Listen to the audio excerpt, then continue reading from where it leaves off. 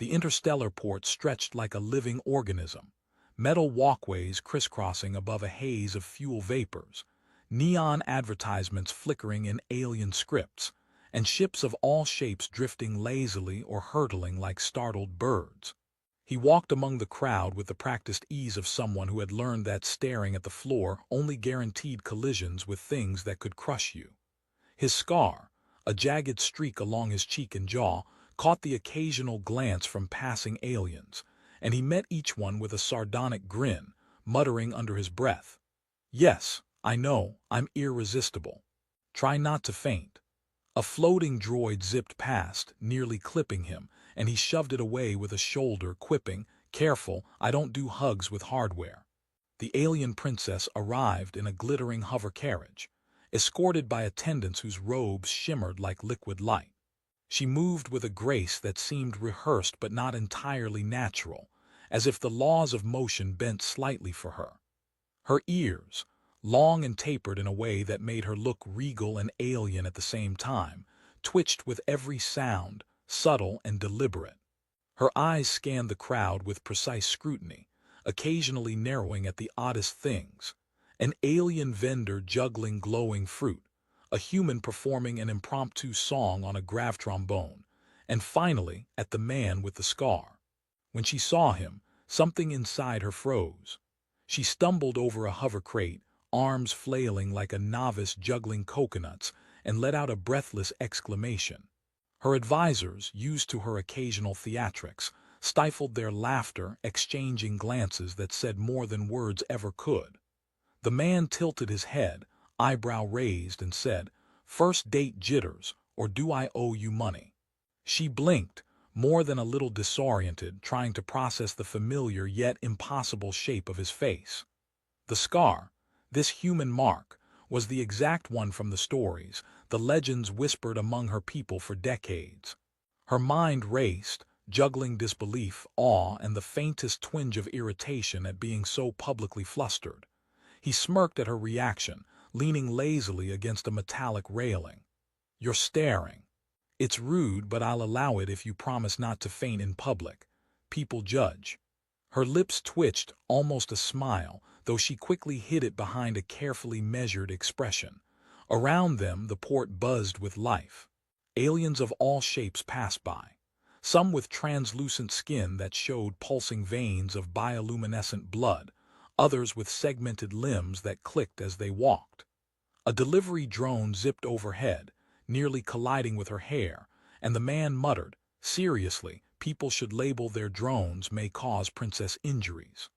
She recovered her composure, though the memory of old prophecies, forgotten warnings, and cryptic tales crowded her mind. The scar was not ordinary. It carried stories of survival, battles fought across galaxies, and encounters with beings whose existence was considered myth. "How is this possible?" she asked, voice almost a whisper, the words carrying a mix of shock and incredulity. He raised an eyebrow, clearly enjoying the effect he had on her, and replied with mock gravity, "Depends. Are we talking about the scar, or the fact that I can still pull off a decent hairstyle in zero gravity?" Despite the humor, she could not ignore the pull of recognition. The crowd around them blurred, sounds merging into a distant hum, as her focus anchored on him. The way he stood, casual yet vigilant, the subtle shifts in weight as if expecting trouble at any moment, it spoke of experience beyond mere survival. She realized she had underestimated humans. Stories reduced them to fragile creatures, but here was one who had endured, adapted, and emerged with both scars and a sardonic sense of humor. A minor commotion nearby drew their attention, a group of children playing with a levitating orb, which promptly bounced off a railing and headed straight for her. The man lunged, catching it effortlessly, and quipped, "See. Heroic, charming, and I babysit too. Your move, princess." She could not help a laugh, sharp and melodic, cutting through the tension that had coiled inside her chest. Even in this strange, chaotic port, with ships whistling overhead and holograms projecting news of distant wars, the absurdity of the moment reminded her that life, even royal life, was unpredictable and sometimes surprisingly funny. By the time they moved toward the hover gates, the princess's composure had mostly returned, but her mind remained tangled in the impossibility of what she had seen. And as he joked about graviton misfires and alien bureaucrats, she realized that this human, scarred, irreverent, and undeniably alive, was more than a curiosity. He was a puzzle she had to solve, one joke at a time, one glance at a time, and somehow, against the chaos of the galaxy, he had already started to chip at her icy reserve. The starship hummed beneath their feet, its hull vibrating with the pulse of the engines as they glided through the violet haze of a nearby nebula. The princess hovered near a console, her long ears twitching every few seconds as if trying to catch fragments of some hidden song in the ship's systems. The human man leaned against a railing, arms crossed, watching her with a grin that suggested he knew a secret she hadn't yet realized. "You know," he said, voice carrying over the hum, "for a princess you're awfully jumpy. Either the ship scares you or my face does." She shot him a look that could have frozen plasma and muttered something that sounded suspiciously like a curse in her own language, though he caught a smirk at the corner of her lips. He chuckled and tapped a button on the railing, releasing a small hovering drone that whizzed past them. "I call him Kevin. He's my navigator, my sidekick, and occasionally my conscience. Mostly, he just insults me in binary." Kevin beeped indignantly and zipped around her head, making her flinch. "See," the man said, "universal insult delivery. You've got one too, princess." She crossed her arms, the glow from the console reflecting off her skin, her ears twitching in irritation and amusement in equal measure. "This is absurd," she said, voice slightly breathless. "And yet I cannot deny your scar carries a truth I do not understand." He shrugged as if discussing the weather. "Truths are like space debris. Sometimes they float harmlessly by, sometimes they smash into you. My face is mostly cosmetic debris, though." She snorted despite herself, a sound that grated against the usual serenity she wore like armor. The nebula outside swirled with iridescent clouds of gas, casting shifting colors across the cabin, highlighting every angle of his scar. There was a quiet awe in her gaze, tempered by the absurdity of his antics, and she realized that for all his joking, he moved through dangers she could not begin to imagine. Zero-gravity skirmishes, rogue AI hunters, and political assassins disguised as traitors. As they walked down the narrow corridor toward the observation deck, he tapped a panel and a holographic star map unfolded, projections of faraway systems spinning slowly. "Ever notice," he said, gesturing toward the map, "that humans have a terrible sense of direction, but we somehow end up exactly where the story demands?"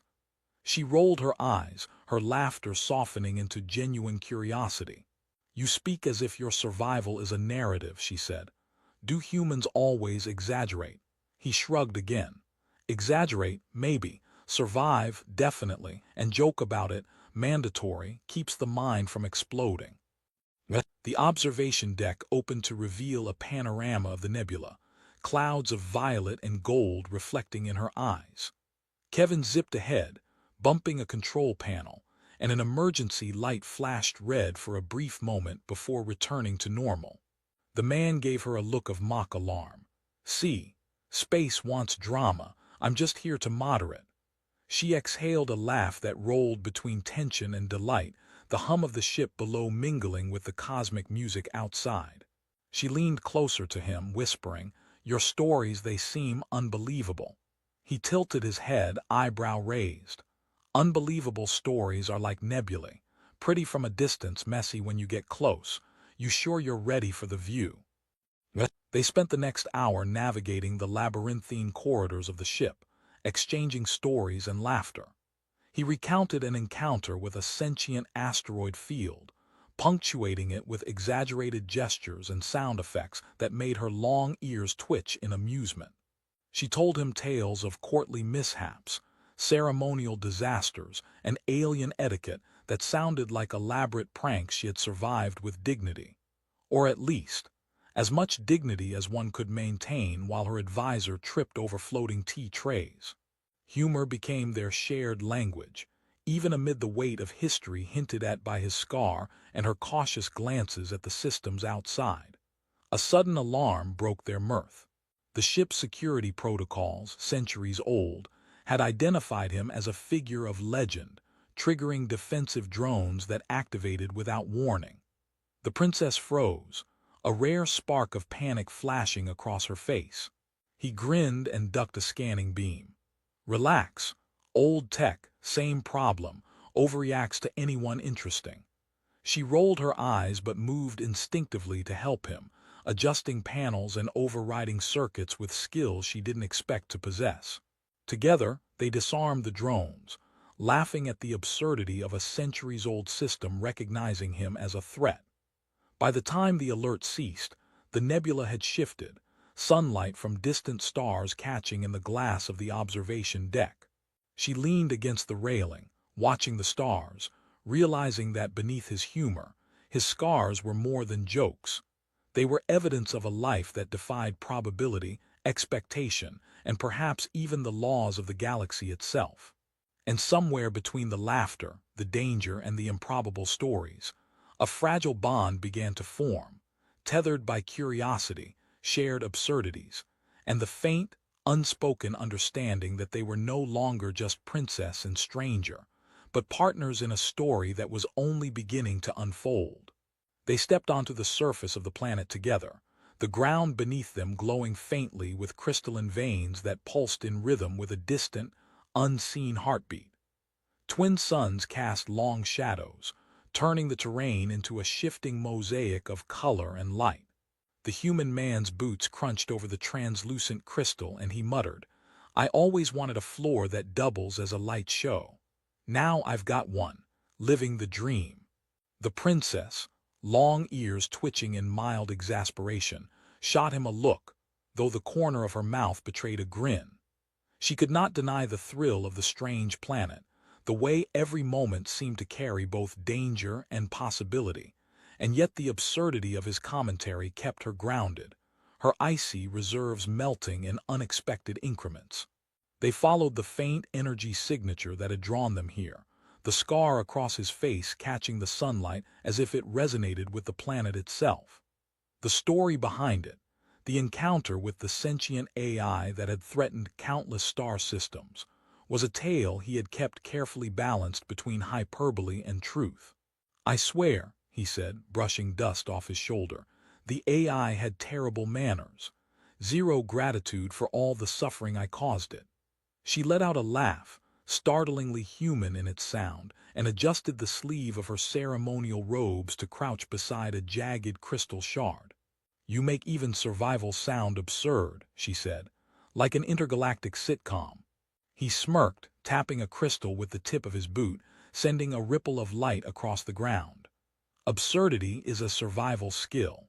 You can fight, negotiate, or cry into a space blanket. I prefer jokes." She rolled her eyes, but she followed his path carefully, letting herself be drawn not only by the pursuit of answers but by the strange, magnetic presence of the man whose scar had first frozen her in disbelief. The crystal labyrinth before them shifted subtly as they walked, responding to ambient energies she could barely comprehend. Yet he seemed to navigate instinctively, reading the nuances of the planet like an old friend. Finally, they reached a central spire of solid crystal, a monolith humming with an intelligence that felt alive. The energy emanating from it resonated with the scar, illuminating it in warm, golden light. He stepped forward cautiously and traced the lines with his fingers, muttering, "Well, hello, old friend. You've been keeping secrets, huh?" The princess watched him, long ears tilted, eyes wide as the hum intensified. "It recognizes you," she whispered, half in awe, half in disbelief. "The AI, you survived it, and yet you stand here joking." He shrugged with mock humility. "Humor is like oxygen in dangerous places. Keeps the lungs working and enemies confused." The AI, or what remained of it, pulsed once more, scanning, then dimmed, as though acknowledging him, or perhaps yielding to a companionable understanding. The princess's mind reeled, but for the first time she did not feel fear. She stepped closer, placing a hand on a crystalline panel, the surface warm to the touch, and realized that her perception of him had shifted irrevocably. He was no longer a stranger, a legend, or a curiosity. He was a partner capable of both wit and wisdom, courage and folly, light and shadow. They stood together, the absurdity of the situation coiling around the weight of history, yet their laughter echoed across the crystalline landscape, each joke a thread weaving trust and connection. He nudged her gently, gesturing at the view of the twin suns setting behind jagged formations. "Pretty spectacular, huh? And you thought this planet would be boring." She chuckled, long ears brushing against the glowing surface, and replied, "I suppose some surprises are tolerable." The journey had changed him too. The man who had wandered the galaxy, marked by scars and solitude, realized that connection, unexpected, improbable, human, was not weakness but strength. He had learned patience, empathy, and the strange joy of sharing his burdens, even with someone who carried her own weight of legacy and duty.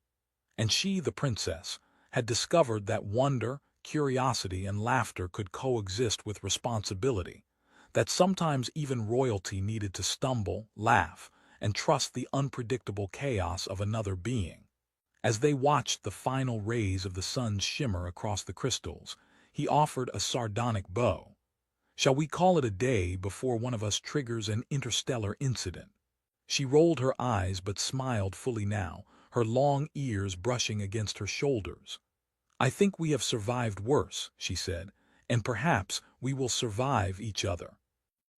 And there, amidst the glowing spires and the hum of a planet alive with memory, the scar was no longer a mark of pain alone. It was a bridge, a story, a testament to survival, courage, and the laughter that